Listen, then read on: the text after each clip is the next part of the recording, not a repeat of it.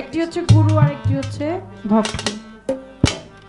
গুরু বলেন আর ভক্ত বলেন, শরীয়ত বলেন আর মারফত বলেন, হাসর বলেন আর কিয়ামত বলেন, নারী কিংবা পুরুষ বলেন, কাম বলেন আর প্রেম বলেন, নবুয়ত বা বেলায়েত, কিছু চলমান পালা আছে। এটা আমরা বাউলবাদী যারা আমরা গাই এবং আপনারাও শুনে থাকেন। সবচেয়ে বড় যেই পালা সেটা হচ্ছে আসা এবং যাওয়ার পালা। এসেছি, একটা পর্ব শেষ, জীবন খাতার থেকে একটা অধ্যায় পার করে ফেলেছেন, সেটা হচ্ছে আসা। এখন একটা পর্বই বাকি, সেটা হচ্ছে যাওয়া। এর কোনো সময় নাই, নির্দিষ্ট কোনো সময় নাই, দিন তারিখ নাই। কোন সময় এসে আপনাকে হাত পা কষে বেঁধে তারপরে আপনার এই প্রাণ পাখিটা শূন্যে উড়িয়ে নিয়ে যাবে। দয়া থাকবে না, মায়া থাকবে না। মার বুকের থেকে সন্তান কেড়ে নিবে, সন্তানের বুক থেকে পিতা মাতাকে কেড়ে নিবে, ভাইয়ের বুক থেকে ভাইকে কেড়ে নিবে, বোনের বুক থেকে বোনকে কেড়ে নিবে। নাম হলো তার আজরাইল। যেই দিন ওই চিঠি চলে আসবে, যার জন্য চলে আসবে, সে 10 তলা সিন্ধুকের মধ্যে লুকায় থাকলেও তার চলে যেতেই হবে। মরণের কথা স্মরণ রাখা প্রত্যেকটা মুমিন মুমিনার দরকার, প্রত্যেকটা মানুষের দরকার। আমি এটা বিশ্বাস করি যে কিনা মরণের কথা স্মরণ রাখে তার সে কোনো অন্তত পাপাচার বা বিচার করতে পারে না। পালা গানে প্রবেশ করার আগে বলবো, আমি জানি কি, আমি শিখেছি কি, আমি গাইব কি, আর আমি বলবো কি। এক জীবনে আপনাদের সাধুগুরু মুনি ঋষির চরণের ধুলা আমার মাথায় আমি নিতে পেরেছি, এটা এ জন্মের মতো আমার অনেক বড় পাওয়া। আপনাদের চরণের নিচে হাজার ধূলিকণার মাঝে একটি ধূলিকণার সমতুল্য আমি দেওয়ান বাবলি সত্যি। আপনারা ভালোবাসেন, ভালো জানেন, চরণ কাছে রেখেছেন, এটাই সবচেয়ে বড় পাওয়া। গাওয়ার বলার চলার কোনো সাধ্যই আমার নাই, যার গান যদি সে না গাওয়ায়। আগামীকালকে গানের কথা হাটে মাঠে ঘাটে সব জায়গায় আলোচনা হবে। লতিফ সরকার, বাবরি সরকার আসছিল, গফর বাবার দরবারে দুটো পালা দিয়েছিলেন, এই আলোচ্য বিষয় ছিল। কিন্তু আমার গাওয়ার কোনো সাধ্য নাই যদি কুদরত আলী বাবা এবং গফর বাবা নিজে দয়া করে নিজ গুণে না গাওয়ায়। এ পর্যন্তই বলা কয়েকটি রেখে পালা গানে প্রবেশ করছি। নয়েজ করে কোনটা? অতিরিক্ত অনেক সাউন্ডের দরকার নাই। চিৎকার মানে গান না, আর গান মানেই চিৎকার না। একটা মজা থাকতে হবে, একটা প্রেম থাকতে হবে সাউন্ডের মধ্যে। অবশ্যই এই বাউল গানটা হচ্ছে বাণী প্রধান গান। এই গানের কথাগুলো দর্শক শ্রোতার কর্ণপুরে না পৌঁছালে আশেকানের আত্মার শান্তি হয় না, তুষ্টি হয় না। এটা একটু আপনার খেয়াল রাখতে হবে। উপরে সাউন্ডটাকে আপনি একটু ক্লিয়ার করে রাখবেন। দেখেন, এমন একটি পালা আমাকে ধার্য করে দেয়া হলো, যার নাম দেয়া হলো ভক্ত। এই শিষ্য হচ্ছে 4 প্রকার। তার মধ্যে সর্বোচ্চ যে স্তর, সর্বোচ্চ যে স্থান, তার নামই হচ্ছে ভক্ত। যে জনা ভক্ত হয়ে যায় তার আর কোনো চাওয়া পাওয়া থাকে না। চাতক যেরকম মেঘ পরিশনে চেয়ে থাকে, একটা ভক্তের মেঘখানে চেয়ে থাকে। একজন ভক্তের অধীন হচ্ছে ভগবান। একজন ভক্তের শুধুমাত্র কুদরত আলী শাহ বাবা এবং গফর শাহ বাবা পানে চেয়ে থাকা ছাড়া তার আর কোনো কাজ নাই। বলার কত প্রশ্নই আসে না, সেখানে কিচ্ছু বলার নাই, কিচ্ছু সে বলতেই পারবে না। মেঘ পরিশনে চাতক যেমনি চেয়ে থাকে, ভক্ত হচ্ছে তেমনি দয়ালের মুখের পানে চেয়ে থাকে। একমাত্র মুর্শিদই বুঝবে তাকে কিভাবে কোন দিকে পথ দেখানো যায়। এবার প্রথমবারের মতো আমি দাঁড়িয়ে আমি যে কি করি, কোন দিকে যাই, নিরুপায় হয়ে কি আমি কানা পথ দেখি না, পরকে ঠিক আছে। একটু উপরে ভোকালটা একটু বাড়ান, উপরের ইয়েটা একটু বাড়ান দাদা। হ্যাঁ, একটু খেয়াল করে বাবাজিরা। ঠিক আছে, আপনাদের একটা বিষয় হচ্ছে কি, আপনাদের জন্য একটু ইশারায় আমাদের অনেক কিছু। হৃদয় থেকে হৃদয় নিন্দানো যে ডাক, চোখের যে ভাষা, এর উপরে আর কোনো কথা নাই, আছে নাকি? আপনারা যেভাবে শান্তি থাকেন, যেভাবে আপনাদের আত্মায় তুষ্টি আসে, আমরাও সেভাবেই শান্তি। সক্রেটিস বলেছেন নো থাইসেলফ, নিজকে নিজে চেনো। আত্মানং বিদ্ধি, শ্রীকৃষ্ণ মহাপ্রভু তিনিও বলেছেন যে আত্মানং বিদ্ধি, নিজকে নিজে চেনো। আমার রাসূল আকরাম সাল্লাল্লাহু আলাইহি ওয়াসাল্লাম তিনিও বলেছেন মান আরাফা নাফসাহু ফাকাত আরাফা রাব্বাহু, যে চিনেছে এই নফসকে সেই চিনেছে আমার রবকে। কথা কি ক্লিয়ার বাবা? যে চিনেছে নফসকে সেই চিনেছে আমার রবকে। আমি যতক্ষণ পর্যন্ত আমাকে না চিনবো, আপনি যতক্ষণ পর্যন্ত আপনার এই নফসের ঠিকানা জানতে না পারবেন, তার গতিবিধি ফলো না করবেন, নিজকে নিজে চিনতে না পারবেন, ততক্ষণ পর্যন্ত আপনার জন্য কোনো কর্মই ঠিক হবে না। এবার বড় বিকায়দা, আমার একটু নিজকে নিজে চেনাবেন। আমি যদি নিজকে না নিজে চিনি তাহলে তোমারে আবার কেমনে চিনি? আরে অন্ধে কি আর অন্ধের পথ দেখাইতে পারে? কখন একজন শ্রী গুরু চৈতন্য বিনিকে তোমায় করিবে চেতন। আমি নিজেই কানা, আমি আবার আর কানারে পথ দেখাইতে পারবো? আমি পারবো না। আগে আমার সুদৃষ্টি আমার মধ্যে আসতে হবে, আমার ওই আলোকিত পথে চলতে হবে, একজন আলোকিত মানুষের হাত ধরে আগে নিজের আলোকিত হতে হবে। যদি আমি আলোকিত হতে না পারি তাহলে আমি ওই পথে যেতে পারবো না। আমার একটু জানার দরকার। দয়াল বলেন মান আরাফা নাফসাহু ফাকাত আরাফা রাব্বাহু, যে চিনেছে নফসকে সেই চিনেছে আমার রবকে। যদি তাই হয় তাহলে আমাকে আমি চিনি কি করে? যেমন বাবলি সরকার আর লতিফ সরকার গান গায়, ঢাকা থেকে আসছে, লুটের চরের রাস্তাটা দিয়ে যখন ঢুকি তখন জিজ্ঞেস করলাম বাবা এটা লুটের চর না? কয় হ। তো গফর বেব্বা সাহেবের বাড়ি, কয় এই রাস্তা ধরে যান। কয় ওই যে বাবলি আপা যাইতেছে গান গাইতে, গহর মেম্বার সাহেব, ওই যে বাবলি সরকার যাইতেছে গান গাইতে। আবার যান যান, আমরাও আসতেছি। গান গায় কে? বাবলি সরকার। বাবলি সরকার কিন্তু গান না, গান গাইতে দাঁড়াইছে বাবলি সরকার। বাবলি সরকার কি গান? হাতটা বাবলি সরকারের, বাবলি সরকার কি হাত? পাটা বাবলি সরকারের, বাবলি সরকার কি পা? বাবলি সরকারটা কি? চলো একটা গান গাই।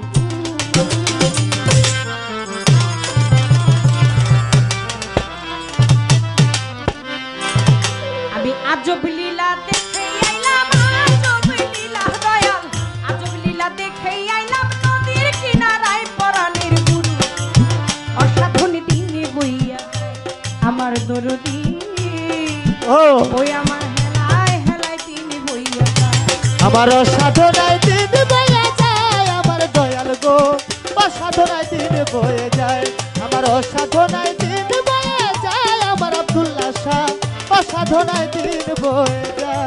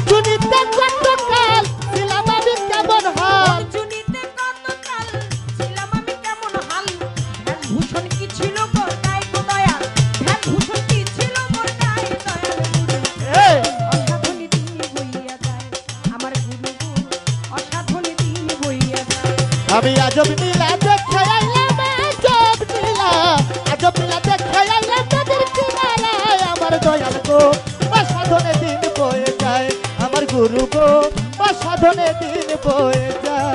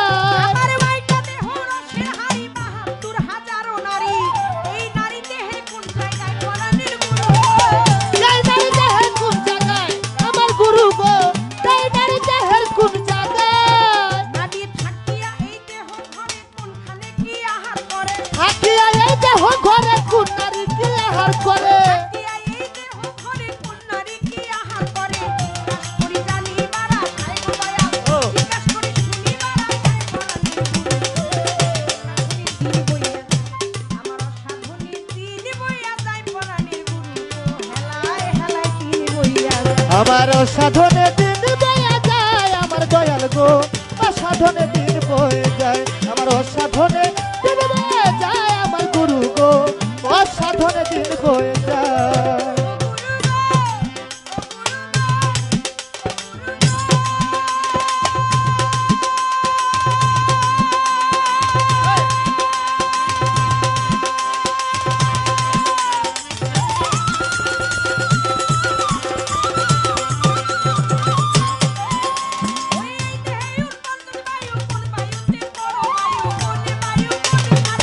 ও দয়াল গুরু গো কোন বায়ু কোন সাধনায় আমার দয়াল চাঁদ কোন বায়ু কোন সাধনায়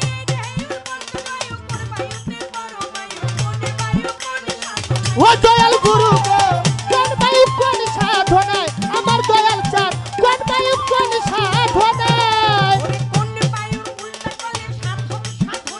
ওই কোন বায়ু উল্টা করে সতক সাধনার বলে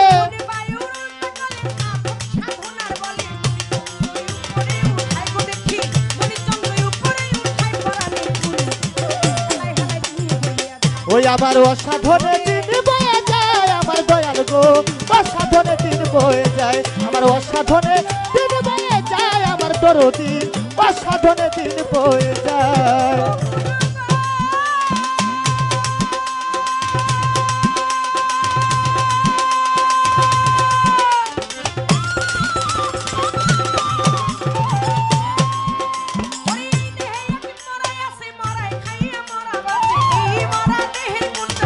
দয়াল গুরু গো তাই বড় দেহের কোন জায়গায় আমার দয়াল রে তাই বড় দেহের কোন জায়গায়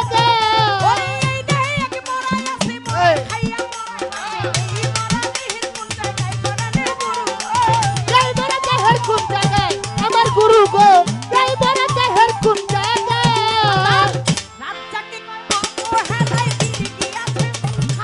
আমার বাতালে কয়া বহালে দিন গিয়েছে সন্ধ্যা বেলায়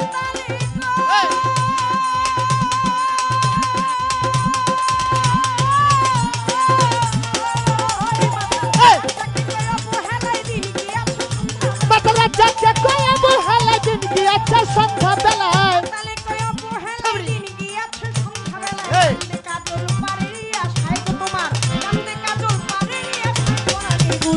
আমার অসাধনে দিন বয়ে যায় আমার অসাধনে দিন বয়ে যায় আমার গুরু গো অসাধনে দিন বয়ে যায় আমার অসাধনে দিন বয়ে যায় আমার গুরু গো অসাধনে দিন বয়ে যায়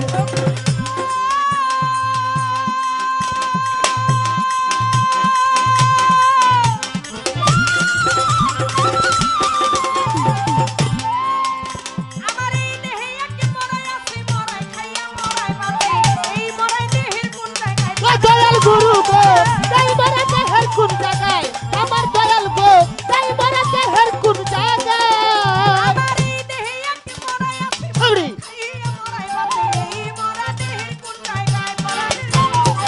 এই বড় দেহের কোন জায়গায় আমার গুরু গো তাই বড় দেহের কোন জায়গায় বাতালে যাচ্ছে কয়া বহালে দিন গিয়েছে সন্ধ্যা বেলায়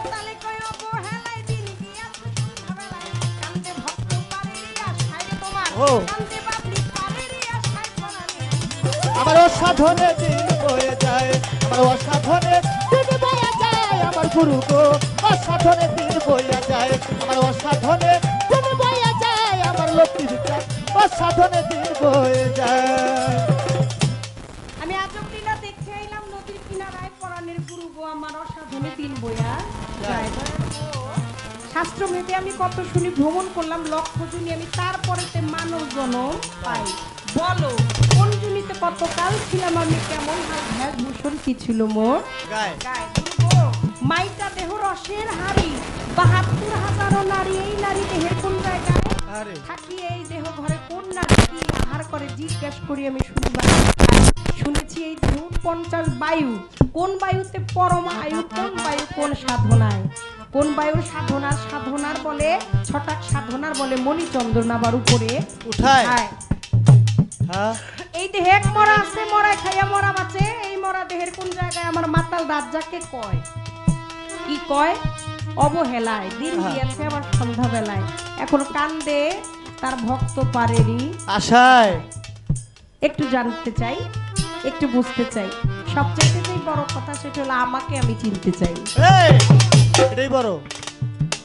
আপনি একটু আমাকে আমাকে চিনে দেন। আমিটাকে, আমার আমিত্ব কোথায় আমাকে একটু বুঝিয়ে দেন। তারপরে আপনি আমার যেই দিকে নিয়ে যাবেন আমি সেই দিকেই যাব। অবশ্যই। আপনার যেই দিকে আমার মনে চায় আপনি আমার সেই দিকেই নিয়ে যান, আমি সেই দিকেই যাব। আমার যাইতে কোনো আপত্তি নাই, কিন্তু আমি যাই না, শুই না, বুঝা তারপরে পথ চিনা সেই পথে হাঁটতে হবে। আমার অসাধনে দিন বইয়া যায় প্রাণে, অসাধনে দিন বইয়া যায়। আমি আজ দিবা দেখতে আইলাম, আজ দিবা দেখতে আইলাম নদীর কিনারায় প্রাণের গুরু, অসাধনে দিন বইয়া যায়। আমার হেলায় হেলায় দিন বইয়া যায় প্রাণের গুরু, আমার অসাধনে দিন বইয়া যায়।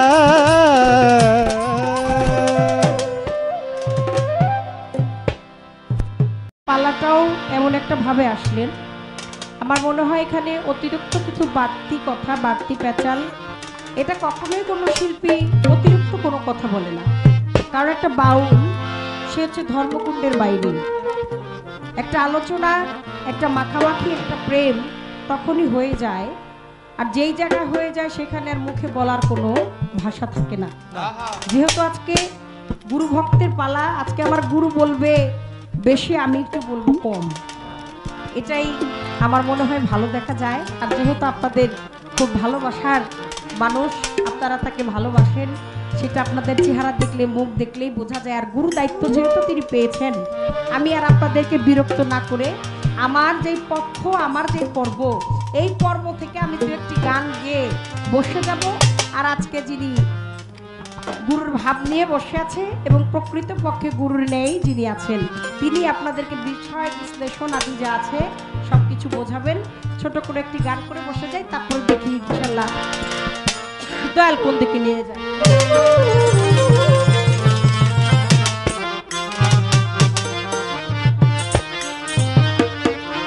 ওরে তুমি নিজ গুণে ছিলে,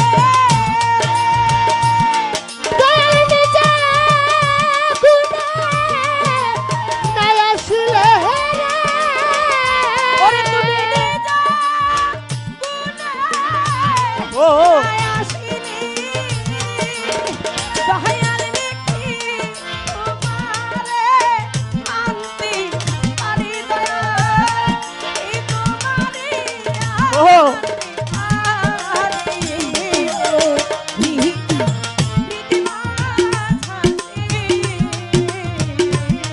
বাবা যায়।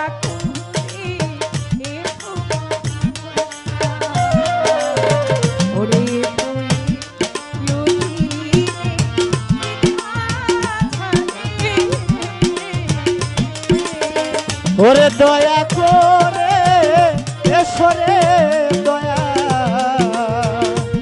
এসো এই অধীনের হৃদ মাঝারে, এসো এই অধীনের হৃদ মাঝারে।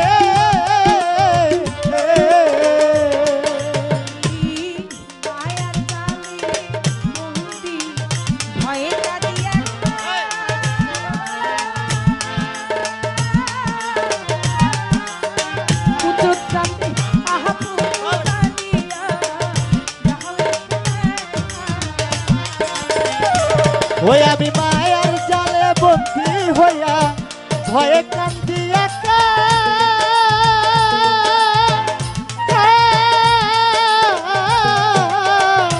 ও তুমি আপন জানিয়া দাও এসে দেখা।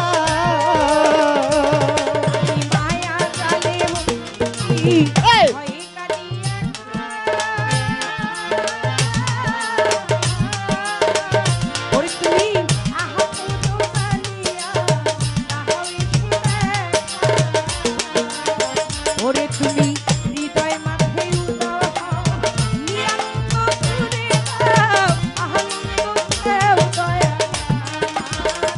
ও তুমি হৃদয় মাঝে উদয় হও নিরানন্দে বিদায় দাও আনন্দ দাও আব্দুল্লাহ শাহ আমারে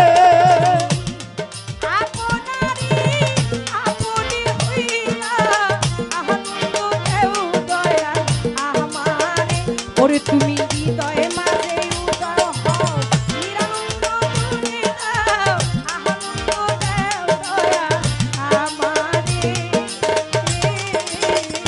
দয়া তুমি এসো ভান্ডারিয়া শুয়ে ইউদিনে দিদিমা থাকে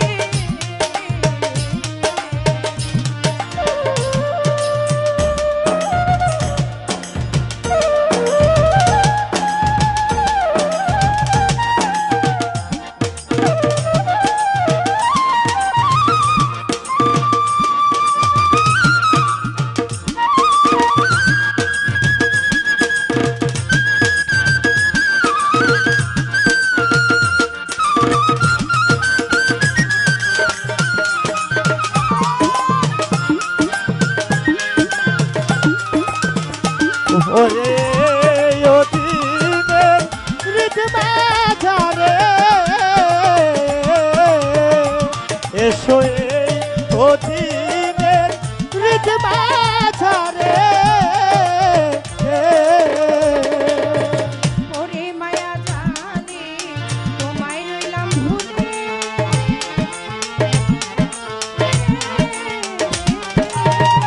ওরে আমি মহানব তরি লইয়া পড়েছি আকুলে ওরে আমি পড়ে মায়ার জালে তোমায় আছি ভুলে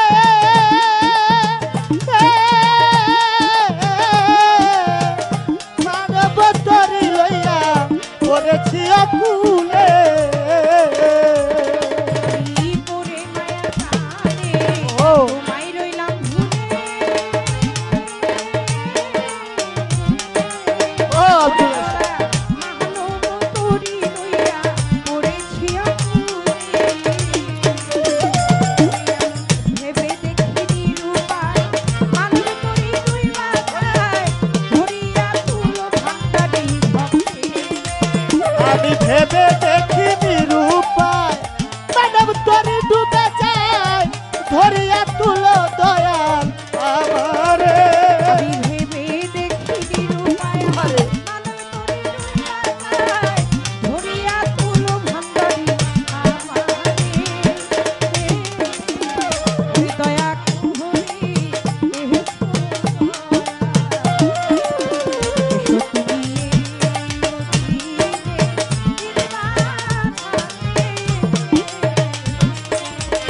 ও দয়া করে এসো রে দয়াল এসো এই অধীনের হৃদমাঝারে এসো এই অধীনের হৃদমাঝারে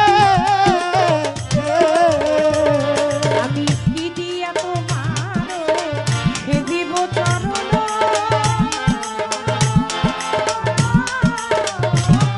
ও পুত্রচান সাধন শক্তি নাই ভক্তি কেন ওরে আমি কি দিয়া তোমারো সেবিব চরণে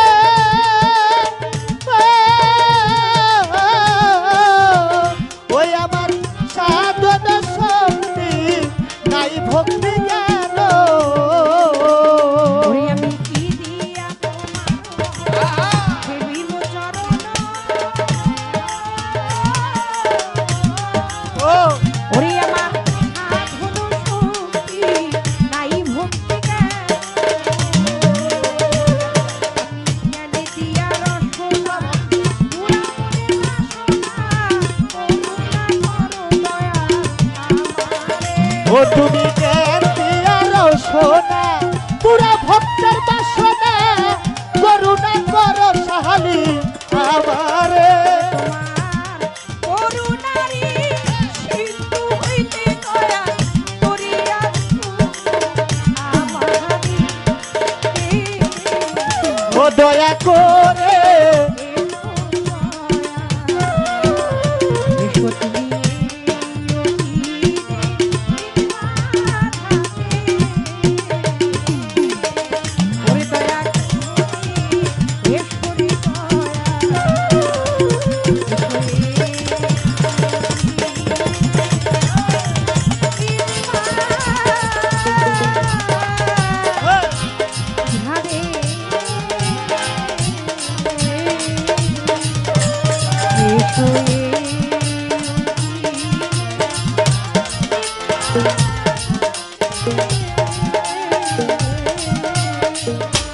এসো তুমি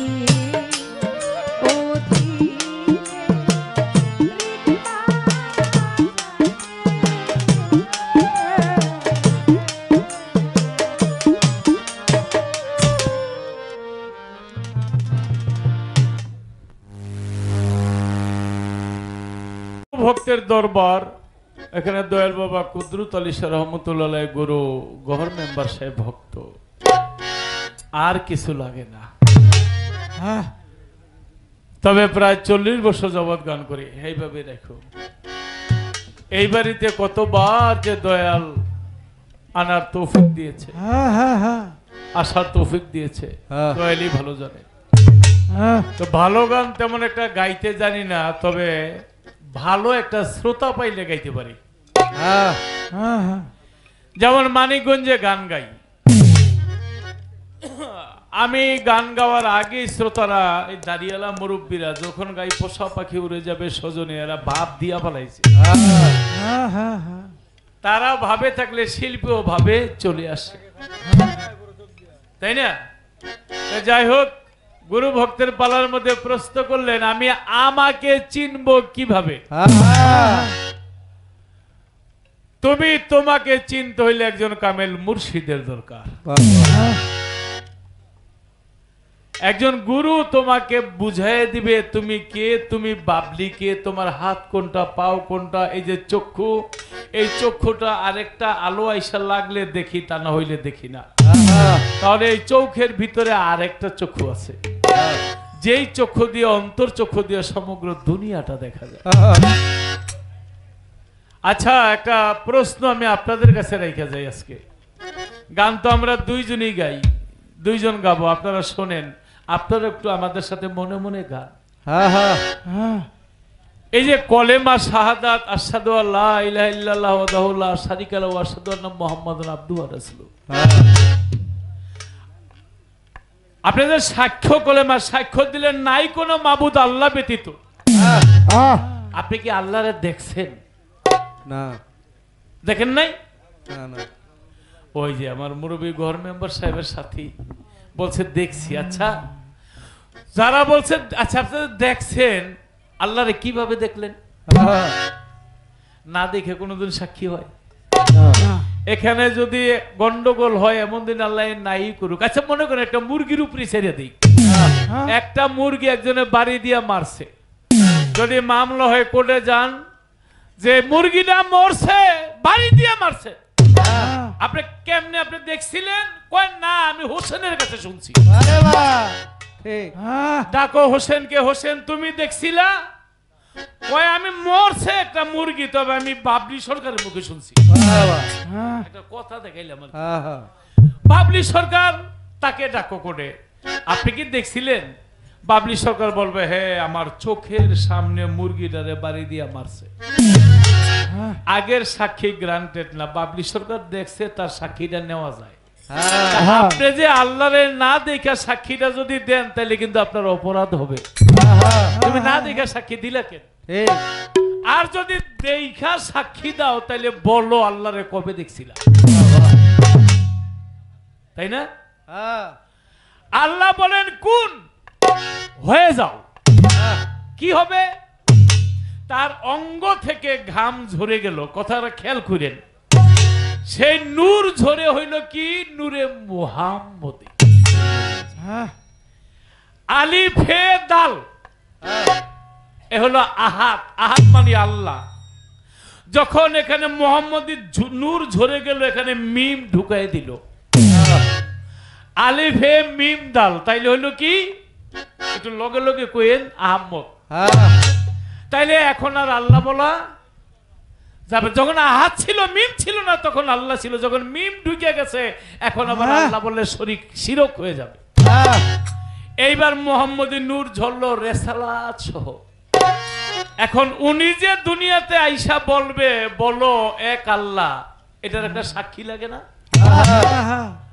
উনি বলল এক আল্লাহ আসলে সাক্ষীটাকে আরেকটা নূরের প্রয়োজন সেই নূরটা হইল ইয়া মাওলা আলী মাওলা আলী তাই নবী যখন দুনিয়াতে এসে ইসলাম প্রচার করে, যখন সকলদেরকে ডাকলেন যে তোমরা শোনো, পর এক আল্লাহ ব্যতীত মাবুদ নাই, এক আল্লাহ, এটা সাক্ষী কে? সবাই চলে গেল। তখন মাওলা আলী করিমুল্লাহ হুজুর বয়স 8 বছর, 2 নূর দাঁড়িয়েছে, বলে আমি সাক্ষ্য দিলাম। তাই মাওলা আলী সর্বপ্রথম কলেমা পড়ে আমি সাক্ষ্য দিলাম নাই কোনো মাবুদ আল্লাহ ব্যতীত। এই যে সাক্ষী হয়ে গেল। আপনারা কি আমার দিকে খেয়াল করতেছেন? এখন আমি যদি আমার মঈন বাবারে জিগাই, আপনি কি আল্লাহরে দেখছেন? আমার মঈন বাবা কইবে আমি আমার গুরুর কাছে শুনছি। তার গুরুকে আবুল বসর মাঝভান্ডারী। তারে যদি বলি আপনার আল্লাহরে দেখছেন, সে বলবে আমি শুনছি গোলাম রহমান মাঝভান্ডারীর কাছে। গোলাম রহমান মাঝভান্ডারী যদি জানতে চাই আল্লাহকে আপনি দেখছেন, সে বলবে আমি শুনছি আহমদুল্লাহ মাঝভান্ডারীর কাছে। যার পীরের কাছে যাবেন তার পীর তার কাছে শুনছে। এইভাবে যাইতে যাইতে ওই হাসান বসরির কাছে যাবে, আপনি দেখছেন আল্লাহকে? আমি দেখি না, শুনছি কার মুখে? আমি মাওলা আলীর মুখে শুনেছি। তখন মাওলা আলী সাক্ষী দিবে, হ আমি তো দেখেছি, কারণ মাওলা আলী তো আল্লাহ আদি নূর থেকে পৃথিবীতে। তখন আমার আল্লাহ বলবে এইবার সাক্ষী আমি গ্রহণ করে নিলাম। একটা গান, যদি বেহেশতে যাইতে চাও সরাসরি মসজিদেতে নামাজ পড়তে যাও, যদি বেহেশত পাইতে চাও সোজা রাস্তায় মসজিদেতে নামাজ পড়তে যাও, আল্লাহ পাওয়ার ইচ্ছা থাকলে পীরের কাছে যাও, আল্লাহ পাওয়ার ইচ্ছা থাকলে পীরের কাছে যাও, আল্লাহ পাওয়ার ইচ্ছা থাকলে পীরের কাছে যাও, যদি বেহেশতে যাইতে চাও সোজা রাস্তায় মসজিদেতে নামাজ পড়তে যাও, আল্লাহ পাওয়ার ইচ্ছা থাকলে পীরের কাছে যাও, তোমরা আল্লাহ পাওয়ার ইচ্ছা থাকলে পীরের কাছে যাও, যদি ব্যস্ত যাইতে যাও সোজা রাস্তায় মসজিদে নামাজ পড়তে যাও, যদি ব্যস্ত যাইতে যাও সোজা রাস্তায় মসজিদে নামাজ পড়তে যাও। ও মহনরে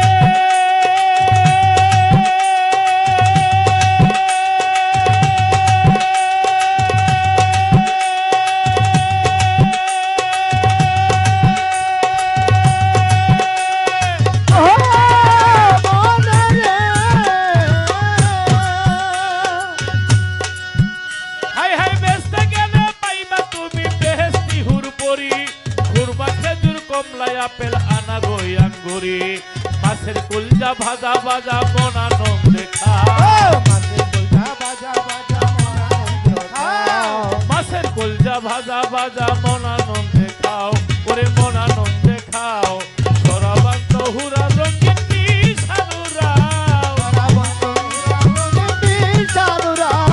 সরাবান্ত হুরা রঙিন গ্রাম ভরে খাও, যদি বেঁচে যাইতে চাও সোজা রাস্তায় মসজিদেতে নামাজ পড়তে যাও, ওরে আল্লাহ পাওয়ার ইচ্ছা থাকলে পীরের কাছে যাও, আল্লাহ পাওয়ার ইচ্ছা থাকলে পীরের কাছে যাও, আল্লাহ পাওয়ার ইচ্ছা থাকলে আমার কুচ্চতালি সার কাছে যাও, যদি বেঁচে যাইতে চাও সোজা রাস্তায় মসজিদেতে নামাজ পড়তে যাও, যদি আল্লাহ পাওয়ার ইচ্ছা থাকলে পীরের কাছে যাও, আল্লাহ পাওয়ার ইচ্ছা থাকলে পীরের কাছে যাও, যদি ব্যস্ত যাইতে যাও সোজা রাস্তায় মসজিদে নামাজ পড়তে যাও, যদি ব্যস্ত যাইতে যাও সোজা রাস্তায় মসজিদে নামাজ পড়তে যাও।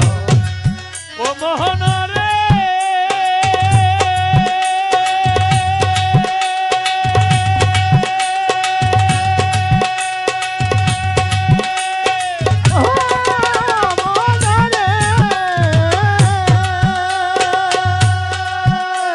ওরে পীরের উসিলায় তুমি পাইবা তারে, ওরে পীরের ওই উসিলায় আমার মোহর মেম্বারে পাইলে পাইবা কুদ্রতালি সারে, মঈন বাবারে পাইলে পাইবা আবুল বসরে রে, আবুল বসর পাইলে পাইবা গোলাম রহমান রে, গোলাম রহমান রে পাইলে পাইবা তোমরা হযরত কেবলা রে, পাইলে তোমরা হযরত কেবলা রে, ওরে গোলাম রহমান রে পাইলে পাইবা হযরত কেবলা রে, হযরত কেবলা রে, পাইলে পাবে তোমরা হযরত কেবলা রে, গোলাম রহমান রে পাইলে পাইবা হযরত কেবলা রে,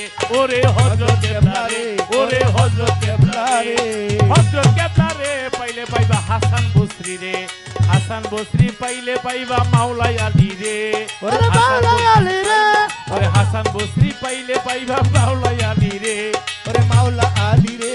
এইবার মাওলাই আলী রাস্তা দিয়া নবীর কাছে যাও, মাওলাই আলী রাস্তা দিয়া নবীর কাছে যাও, আমার নবীজির রাস্তা দিয়া আল্লাহর কাছে যাও, নবীর রাস্তা দিয়া আল্লাহর কাছে যাও, নবীজির রাস্তা দিয়া আল্লাহর কাছে যাও, যদি ব্যস্ত পাইতে চাও সোজা রাস্তায় মসজিদে নামাজ পড়তে যাও, আল্লাহ পাওয়ার রাস্তা থাকলে পীরের কাছে যাও, আল্লাহ পাওয়ার রাস্তা থাকলে পীরের কাছে যাও, আল্লাহ পাওয়ার রাস্তা চাইলে পীরের কাছে যাও, যদি ব্যস্ত যাইতে চাও সোজা রাস্তায় মসজিদে নামাজ পড়তে যাও, যদি দেশে যাইতে যাও সোজা রাস্তায় মসজিদে নামাজ পড়তে যাও।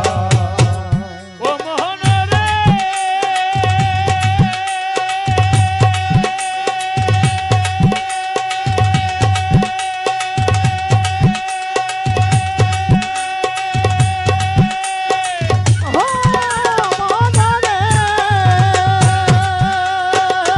এলেমারেস আছে দুইটি পথ, এলেমেতে দলিলের মত এসকে মোহাব্বত, এলেমার এস আছে দুইটি পথ, এলেমেতে দলিলের মত এসকে মোহাব্বত, লতিফ সরকার বলে এসকে পিরাউলিয়ার নাও,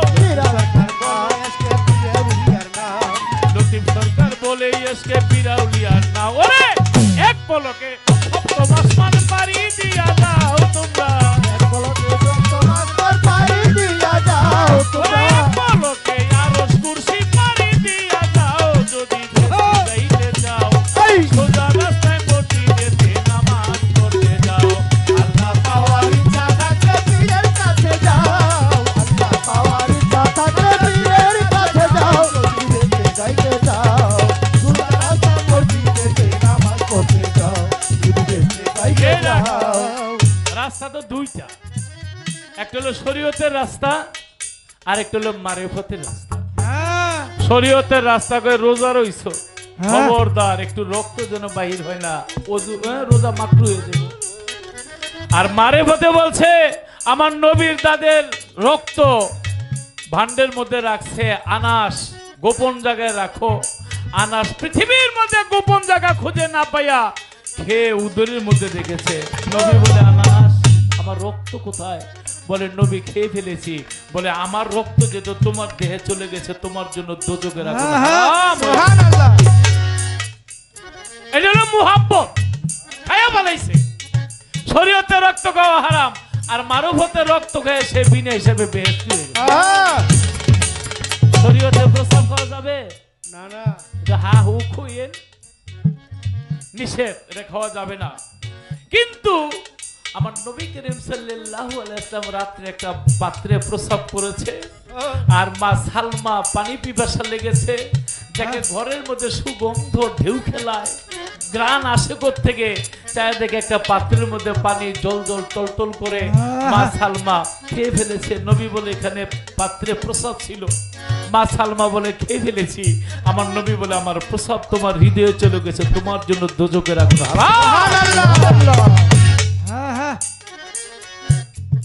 আপনি নামাজ পড়বেন, রোজা করবেন, হজ করবেন, যাকাত করবেন, আল্লাহ যদি ভালোবাসা আপনাকে বেহেশত দিতে পারে অনেক সাধনার পরে।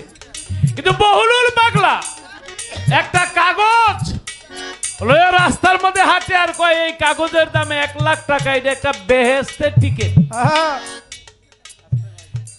1 লাখ টাকা তখন তৎকালীন আমলের, এখন বর্তমানে 100 কোটি টাকার চাইতে বেশি। আর জবেদা বাদশা হারুন বাদশার স্ত্রী, সে বলে স্বামী আমি এই হারটা কিনবো। বলে এটা পাগলের রাস্তার টোকানো কাগজ। বলে স্বামী আমি আপনার টাকা চাই না, আমার বাবা একটা হার দিছে, এই গজমতির হারের দাম হইলে 1 লক্ষ টাকা, আমি হারটা দিয়ে আমি কিনব। ওই হার কিনা স্বামী স্ত্রী দুইজনে এক বিছনার মধ্যে ঘুমাইছে, স্বপ্নে দেখে হারুন বাদশা তার স্ত্রী বেহেশতে চলে যায়। বাদশা বলে বিবি তুমি আমারে নিয়ে যাও। কয় আসো, কিন্তু ফেরেশতারা বুকের মধ্যে ধরছে, জামার মধ্যে, যে খবরদার 1 পাও সামনে পারবেন না। কেন? আমার স্ত্রী বেহেশতে যায়। বলে সে 1 লক্ষ টাকা দিয়ে একটা টিকিট কিনছে, আপনি তো বেহেশতের টিকিট কিনেন নাই। বাদশা ঘুম থেকে উঠা পাগল হয়ে গেছে, বাদশা রে পামু কই, পাগল রে পামু কই। পাগলের গাছতলায় গিয়া পাইছে, পাগলের পায়ের মধ্যে ভক্তি দিয়া বলে, বাবা আমারে একটা টিকিট দেন, আমি 2 লক্ষ টাকা দেব। বাদশা বলে একটা টিকিট ছিল বিক্রি হয়ে গেছে, আর টিকিট নাই। বলে আমি আমার রাজ্য সহ লিখে দিব। বলে কেন? দুনিয়া লিখে দিল আর হবে না। তুমি আমাকে অবিশ্বাস করেছিলে, তোমার স্ত্রী বিশ্বাস করেছে, একটা টিকিট ছিল আমি বিক্রি করে ফেলেছি। তাই রাস্তার কাগজও বেহেশতের টিকিট হয় যদি দয়াল বাবা কুদরত আলী শাহ দয়া করে। যার যার প্রিয় মুর্শিদের একটা কাগজ, একটা হাতের লাঠি আপনার জান্নাতের টিকিট হতে পারে। ওই জন্য একটা মোহাব্বতের। তাই আমি গান গাইলাম, যদি বেহেশত যাইতে চাও সহজ রাস্তায় মসজিদেতে নামাজ পড়তে যাও, আর আল্লাহ পাওয়ার ইচ্ছা থাকলে একজন কামিল পীরের কাছে। আমার কাছে জিজ্ঞাসা করে, আমার কাছে জিজ্ঞেস করে, ভুলি নাই তাই মনে করে, আমার কাছে জিজ্ঞাসা করে, ভুলি নাই তাই মনে করে গো, আমার কাছে জিজ্ঞাসা করে। আমার মিয়া ভাই 100 টাকা দিয়ে দোয়া করলেন। পাগলের কাহিনীটা আমি পুরো বলি নাই, অল্প একটু কইছি। 100 পুরোটা কইলে মনে বেশি হইতো না।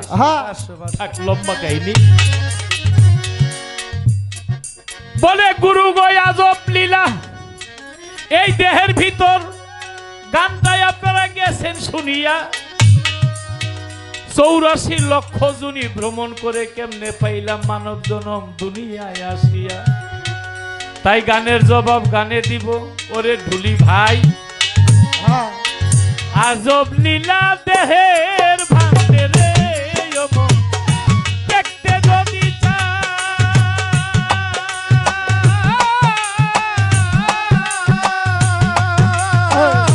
গঙ্গা যমুনা সতী প্রেম সাগরে যাও রে। আজব লীলা দেহের মাঝে রে, আজব লীলা 84 লক্ষ জনি ভ্রমণ করে তারপর দুনিয়াতে এসেছি। এটা হলো সাংস্কৃতিক ভাষা। এর আগেও আমরা আরো 84 লক্ষ জুনি তো বুঝেন।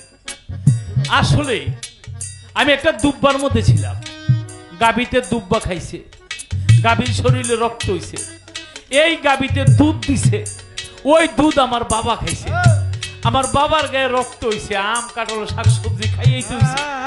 সেই রক্ত থেকে মণি হইছে, মণি থেকে চন্দ্র হইছে, চন্দ্র থেকে 1 ফোঁটা নির্যাস হইছে। তারপরে বাবা মায়ের কাছে গিয়েছে, সেখানে 1 ফোঁটা পানি ঢেলে দিয়েছে। ওই পানিটা প্রথম মাসে রক্তবর্ণ, দ্বিতীয় মাসে গোলাট বর্ণ, তৃতীয় মাসে মাংসপিণ্ড, চতুর্থ মাসে দেহ, পঞ্চম মাসে পঞ্চাত্মা, ষষ্ঠ মাসে ষড়রিপু, সপ্তম মাসে সপ্তসাগর, অষ্টম মাসে অষ্টপাশ, নবম মাসে নবভক্তি, দশম মাসে হাত পা চক্ষু কর্ণ নাসিকা ত্বক বাদ জিব্বা গুজুর লিঙ্গ লইয়া বাবলি সরকার লতিফ সরকার লাগে বেলা দিয়ে গেছে। তাহলে একদিন আমি রুই মাছ, কই মাছ, পুঁটি মাছ, আম জাম কাঁঠাল লিচু ওই দুব্বার মধ্যে, দুধের মধ্যে, গাভীর মধ্যে ছিলাম। কৃমির ভিতর ছিলে রে মন 20 লক্ষ বছর, গাছে 20 লক্ষ, পাখিতে 20 লক্ষ বছর।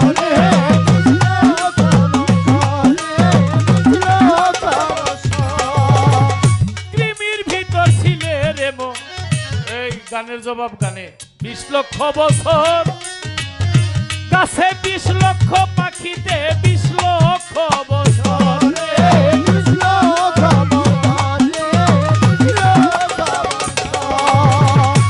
মাসে 11 লক্ষ বছর, স্থাবরে 9 লক্ষ বছর।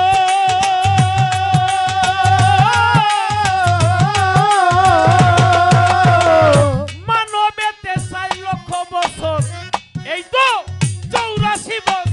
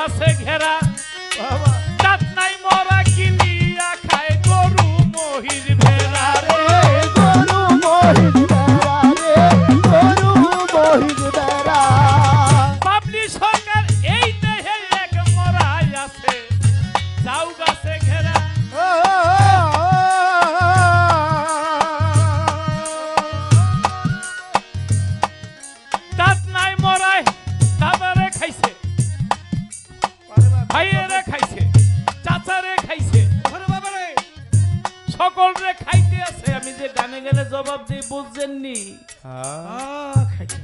কয় কি বুঝাইলেন? কয় হেইটাই তো বুঝি নাই। এই দেহে এক মরাই আছে, লাউ গাছে ঘেরা, কান্নাই মরাই মিলিয়া খায় গরু মহিষ ভেড়া।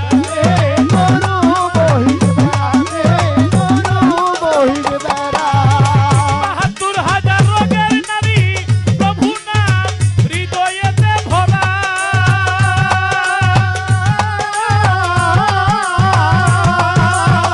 লক্ষ্মীর সরকার গানের জবাব গানেই করলো সারা রে।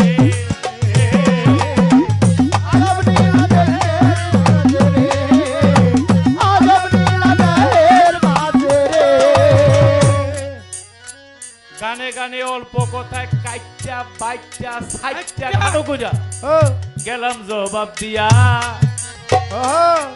তা না হইলে জবাব যাইতো অনেক বড় হইয়া। তবে আজকে গুরু ভক্তের গান। গুরু আর ভক্ত এমন একটা জিনিস, শিষ্যের কাছে চাওয়া যায় না, ভক্তের কাছে চাওয়া যায়। কারণ ভক্ত মনের কথা বলে। শিষ্যরে দিছে গুরু 10 টাকা, 9 টাকার সদা আনবি, 1 টাকা খাবি। ওই 1 টাকা তো খাইছে, গুরুর টাকা তো 2-1 টাকা মাইরা দেয়। এই হলো শিষ্য। একদিনে এক গুরু একটা বাতাস আনতে দিছে, 1 টাকা বাতাস আনছে। বাতাস বানায় তো পানির উপর, পানির তলে একটা ছাপ থাকে না, পিসাবের কাছে বাতাস দিছে, চায় দেখে নিজ দিয়ে লেবেন। কয়টার ছাপ গেল কই? ভক্ত শিষ্য কয় আগে 4টার উপর আপনি লেগে লই। এটা না বলে শিষ্য। আর গুরুর যদি 10 টাকা দেয়, 10 টাকার সদাই কিনিস, 1 টাকা খায়। ওই 9 টাকার সদাই কিনছে, ওই 10 টাকা থেকে 1 টাকা খাবে না খাইয়া। যে চিনির শিরার মধ্যে রসগোল্লা ভিজানো, এই রসগোল্লার দাম কত? আগে একটা রসগোল্লা 1 টাকা ছিল, 1 টাকা। বলে আমি খাবো না, দেন রসগোল্লাটা একটা পলিথিনে পেঁচে দেন। বাড়ি দেয় না, গুরু রে কয় হা করে একটা রসগোল্লা আনছি। গুরু বলে তোরে 10 টাকা বেশি, 9 টাকার সদাই কিনবি, 1 টাকা খাবি, তুই আর একটা রসগোল্লা লিখি দিয়া। বলে গুরু আমি খাই নাই, বেঁচে থাকলে জীবনে অনেক খাইতে পারবো, আপনার জন্য একটা রসগোল্লা নিয়েছি। হা করেন। গুরু হা করেছে, মুখের মধ্যে রসগোল্লা তুলে দিছে। এখানে কিন্তু গুরু বাক্য অমান্য করা হয়েছে। গুরু বলছিল তুই খাইস, কিন্তু খায় নাই। এই না খাওয়ার মধ্যে একটা প্রেম ছিল, গুরুর জন্য একটা রসগোল্লা ছিল। আমার প্রশ্ন থাকবে, তুমি খালি জবাব দিবা। এমন একজন গুরু ছিল যে আদেশ করছিল যা, ভক্ত তা মানে নাই, অমান্য কইরা তিনি একজন আউলিয়া হয়ে গেছিল। আমি জানতে চাই আজব লীলা দেহের ভিতরে দেখতে যদি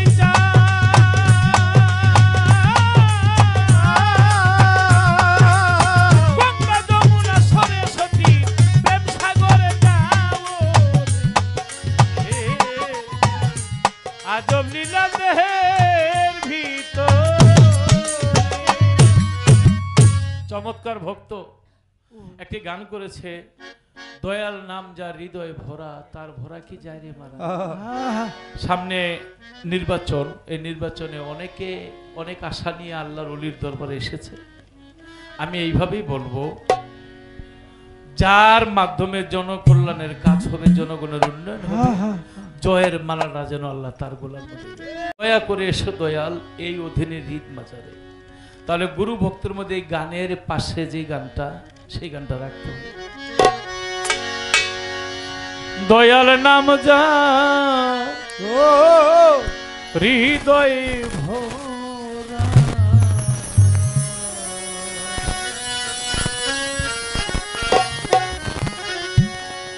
গহর মেম্বার তার ভরা কি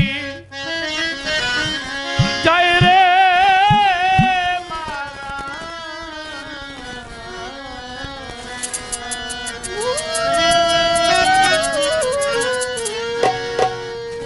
যখনই ফোন করা হইতো মেম্বার সাহেব একটা কথা বলতো, জয় পুত্রকালী সাহেব, জয় পুত্র আমার মনে হয় দরজার সামনে দাঁড়িয়ে আছে।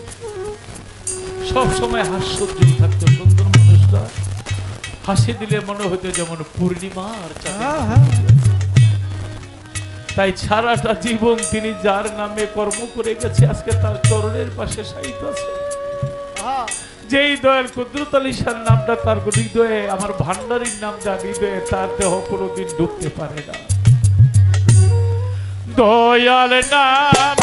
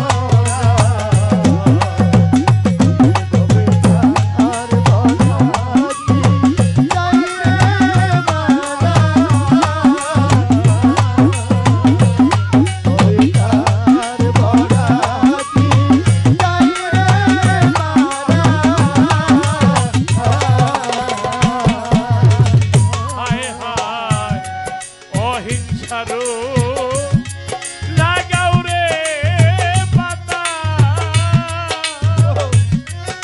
জ্ঞানের গুড়া ধৈর্যের গজালে ভক্ত এরা বিজঞ্জা হায় হায় অহিংসারু লাগাও রে পাতা সরাব রে জ্ঞানের গুড়া ধৈর্যের গজালে রাজীব সখী এরা বিজঞ্জা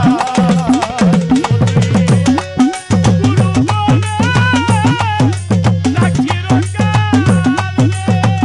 ওরে তুই গুরু তকদির কালে এই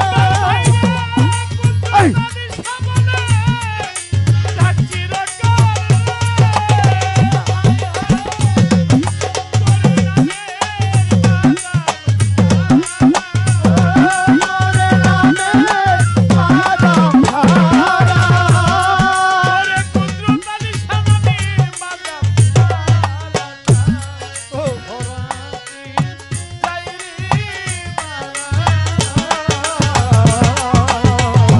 দয়াল নাম জানিতে বরা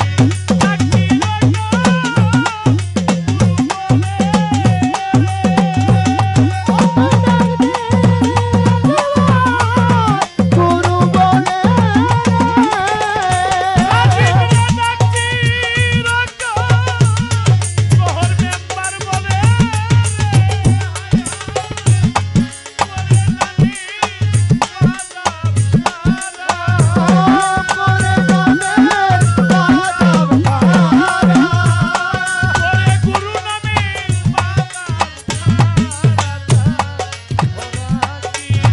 গাইরে মারা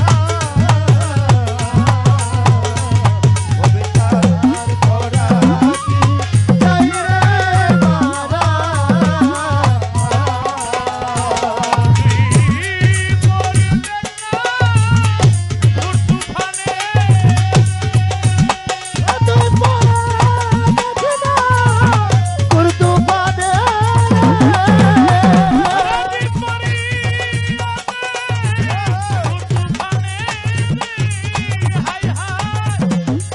গুরু বলে করে নামে আদম ধারা কবিতার বরাগি গাইরে মারা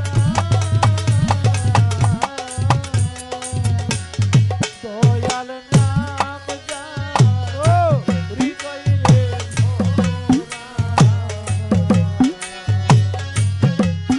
হায় হায় ভোরা চাই রে মারা